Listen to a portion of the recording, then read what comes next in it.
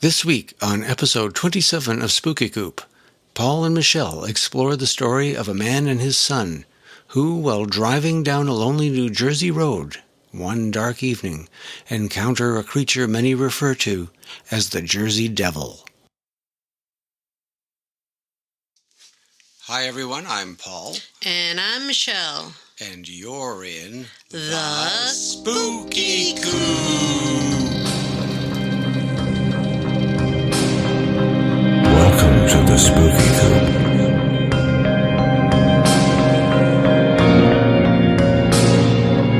Hope you're not chicken. Hey, Paul. Hi Michelle, how are you doing? I'm doing great. How about you? Doing fabulous, thank you. Welcome everyone. This is episode number 27 of the Spooky Coop. Yay! Yay, and we're getting there. We're moving along. It won't be long till we hit the magic number 40, which is our target. And then we start to do beyond. and then beyond we start doing some really exciting things after that point. Anyway, we have a story today about the Jersey Devil. Yes, this was sent in by someone, and it is an interesting story. Well, about it wasn't sent in by the Jersey Devil, was it? No. I think it's Keith was the name we're going to use, and for his son, Chris is the name we're going to use for his 11-year-old son. Keith is a man who is divorced, or was at the time of this event, and one evening was taking his son home. He was about an hour and a half away from his ex's house, and he decided to head out with his son and take some side roads. It was a little bit longer. There's not many lights along this side road between Milford and Cherry Hill, where his ex lives. It's about a 45-minute drive. And along the way, there's not many lights, and you drive through some forest and some smaller neighborhood areas, as well as some swampy areas. And so the trade-off is that there's not a lot of traffic, so you get to see some really cool stars, and when it's a new moon, you can actually see the Milky Way, he says. So he went along, they're driving along, and it's around somewhere between 8:30 and 9 o'clock. It's not a very fast road. It's like 35 to 45 miles an hour, and not much traffic. And as they're driving along, he goes through this one area. It's quite dark, and in the headlights, something jumps out in front of them. Moose? It looks A deer? like, he says, yeah, moose. A sort of large raccoon? Raccoon, no. He says it looks like a horse. Really? Yeah. And but something isn't quite right, and it's there on the road in front of them, and he screeches to a halt because you don't want to hit a large animal. You know, if you hit a moose, Especially not Tonto. even if the moose dies, No, Tonto was still, the Indian, not the horse. Mr. Ed. You can't say that on a family show in 2020s. 30 years ago, you could. Tonto? Yes. Okay. Yeah. Anyway, this horse head thing, it wasn't really a horse, but it looked like a horse. And it seemed to have hooves, but then it stood up on its hind legs and began to walk like a bipedal animal towards the car. Crap. His son, like our son did when you spun the car around on the highway Thanks 20 for telling years everyone. ago in the snowstorm, instead of freaking out, goes, "Yeah, Mom, do it again." Well, this young boy, Chris, apparently jumps up and goes, "Dad, it's the Jersey Devil." and takes out his cell phone and starts trying to take pictures. But I guess his phone was improperly set, and it was creating flashes inside the car and all this reflectivity.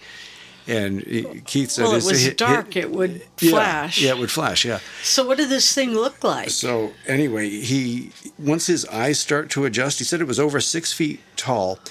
Its face looked long, and its nostrils flared when it expelled breath like a horse does when it's ridden hard. And its eyes looked amber one moment and then deep red the next. Very strange. And when it tilted its head, you could see horns budding from the top of its skull. A little bit on the creepy side. Yeah, it's funny because even though we live close to Pennsylvania, or New Jersey, we don't get a lot of reports of the Jersey Devil up here from people. No. Other things, yes, but not the Jersey Devil. Yeah.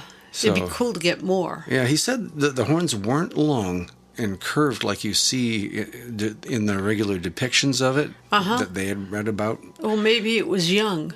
But they were more like spikes. Or a female or something.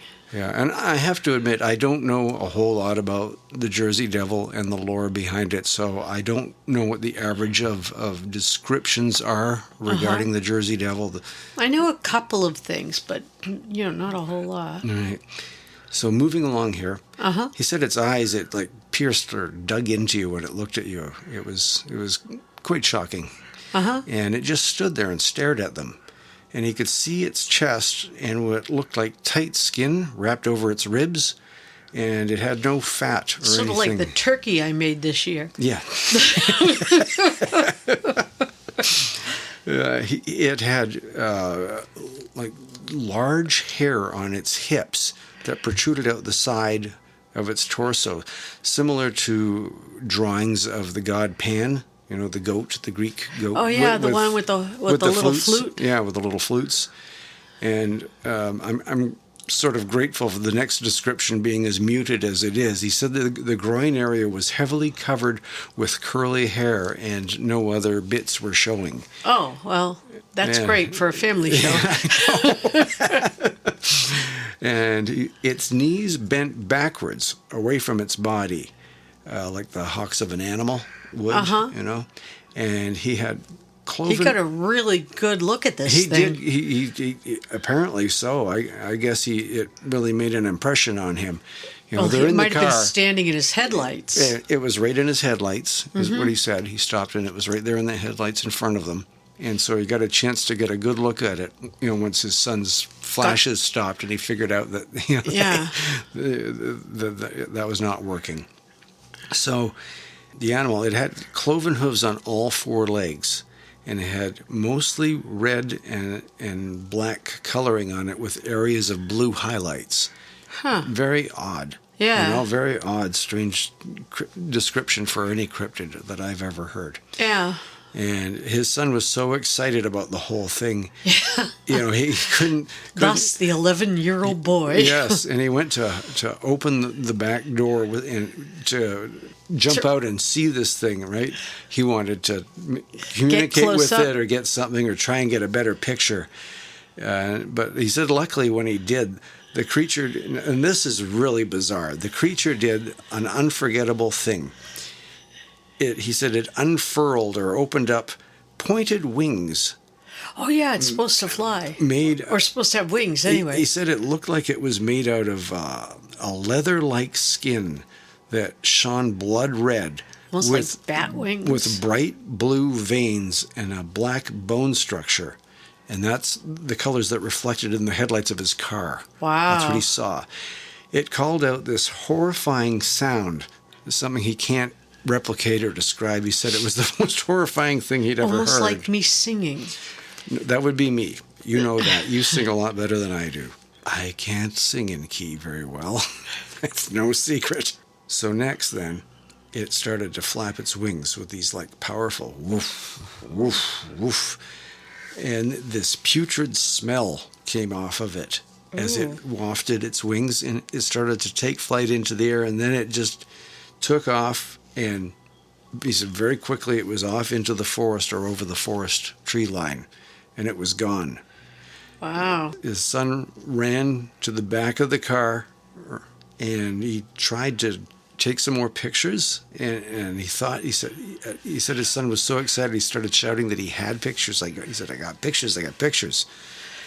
And so they were hoping they'd have something to show for what they had experienced. Yeah. But he said none of them really came out very well. Oh, never does. Never does, right? Because first there was the reflectivity of the glass in the car, and when he got out, because it was so dark, there were these gray smudges, bits of shapes of things, but it was nothing that could be definitively proven.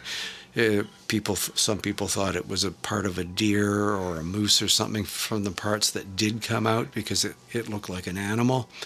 And so they were kind of smudgy, so they had to let it go, as far as having any proof. And that's pretty much where his story trails off. It is a really bizarre sighting of a cryptid. I don't think I have ever heard of a description of some strange animal that looked like this. A horse's head with almost bat-like wings, 6 feet tall, with cloven hooves. Yeah, well, there's a lot of... And smells really, really bad. There's some really interesting descriptions of the Jersey Devil.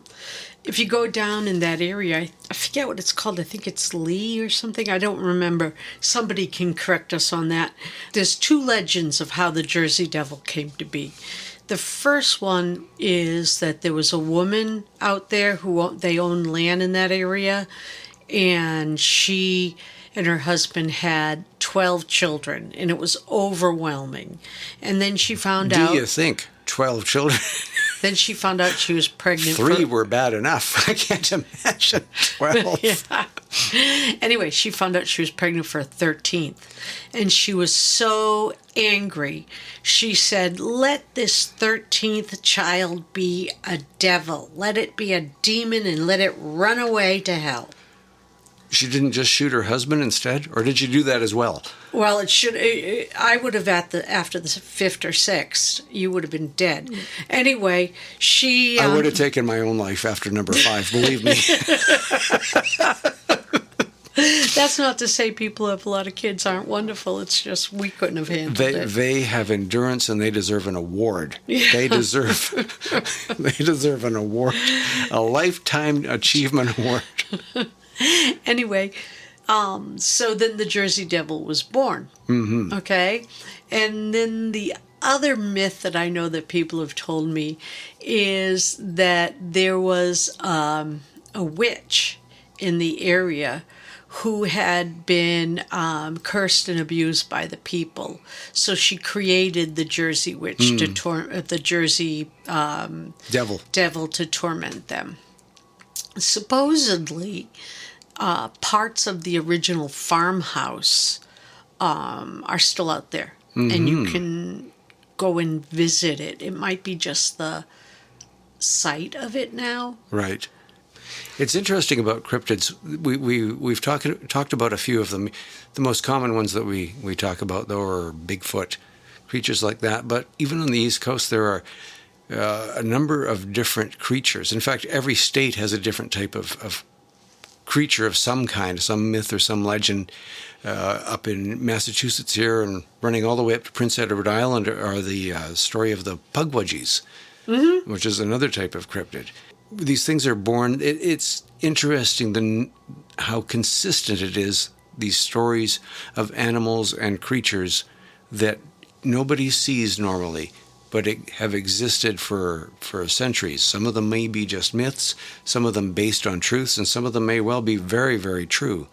Like Bigfoot, I firmly believe in Bigfoot. I have never seen one on this planet, but I think that some of the stories and what people tell about their sightings, they come across as very credible. One of these Pugwudgie creatures, you and I watched a show years ago about a fellow, he describing his having seen one from 30 years prior. He's an older fellow. He was in his 50s. He had nothing to gain from it, from telling about what he had seen. It was this incredible encounter. He was out walking his dog and saw one of these things that came out and it talked to him. It said a sentence that he couldn't quite make it out, but he wondered if it wasn't some distorted form of English. But he came across as very credible. Now, as far as creatures like this, not just Pugwudgies, but all these things, you and I, we know that there is a thing called edges that creatures can come across. It's sort of like the idea of a multiverse theory where there's these other realms that intersect each other. Mathematicians have, and scientists, they believe and know that there is such a thing as multiverse theory. So as far as other realms that could coincide with ours, that is a possibility. Can they cross into each other, and can there be little points where there's a doorway where these things come across? Well, why not? Yep. Why not? There are more things on heaven and earth than you or I can imagine or know. So any of you out there, if you have a story of something, don't ever be afraid to send it in to us. We're an open mind here. We'd love to hear your story. Yeah, because there's many different types of stories, many different types of culture. Standard culture stories, almost all the states in the United States have some story of a lake creature. It's not just Loch Ness. Right? There's the Ogopogo up in Kelowna in British Columbia. And if you do a quick internet search, you'll find almost every of the 50 states has some sort of large lake creature. Have any of you seen one in your state? Many places across the world have some legend about an old woman type creature that for some reason or another is trying to trap people. There was a fairy tale, I can't remember the name now, about a man who follows a small creature across some sort of edge, if you will. He comes back, and for him only 10 minutes or so has passed, but when he comes back, years and years have passed. And that's an effect that some people have reported in edges. Right, when they cross, time proceeds at a different rate than it does here in our reality. People have noticed that during alien abductions as well. They feel like they've been abducted and have been with the aliens for hours, many hours, or even days, and then they wake up or they find themselves in bed the next morning and they've only been gone a couple of hours. And that confuses them. And when they talk to researchers or they talk to friends or relatives, people tell them, well, that's impossible. It must have been a dream. You just dreamt and you told us this happened for days. And how could that have happened? You were only asleep 6 hours. And I think one of the other diagnoses they have nowadays is that it is some type of strange fugue state or experience. Yep, a fugue state or experience, or they're putting it down to, some of these people have, doctors tell them they're having sleep disorders. So they give them something like Ambien to sleep, and then they say, oh, it's an effect of the Ambien. I have a sleep disorder, you know that, right? It's called me jumping around in the bed. I just can't seem to get enough of it, no matter how much I try. That's 2 large Labradors and me tossing and turning. That's your sleep disorder. Yes, well. And frequent visitors. Yes, and frequent visitors from the Maybe otherworldly sometime places. if people are interested, we'll tell them a bit about our alien encounters. Yeah, I think that would be a wonderful series for us to start talking about down the road. We're saving those. We do have plans. We're going to be talking about our contactee experiences. We have a lifetime of experiences to describe. We have talked about them in some of our books for people, but not in great detail. And here would be a great venue for it, I think, because we can talk about it and have fun and laugh about it. Oh, yeah. And we have some wonderful stories coming up, so make sure to stay tuned. I guess that's a good note for us to let everybody who's listening in the evening to drift off to sleep. Yeah. And thank you, audience, for joining us once again. We're so glad that you've tuned in. And make sure to subscribe. Yeah, please subscribe. Yeah, tell your friends about us. Tell your friends. Hit the like button. We're a nice drive-to-work podcast. Run down the street screaming, listen to Spooky Coop, listen to Spooky Coop. That's right. Dare to be different. Get out there. Unless you're chicken. So everybody be safe, be happy. We wish you a week of hope and wonder. Until next time, when we see you in the Spooky Coop.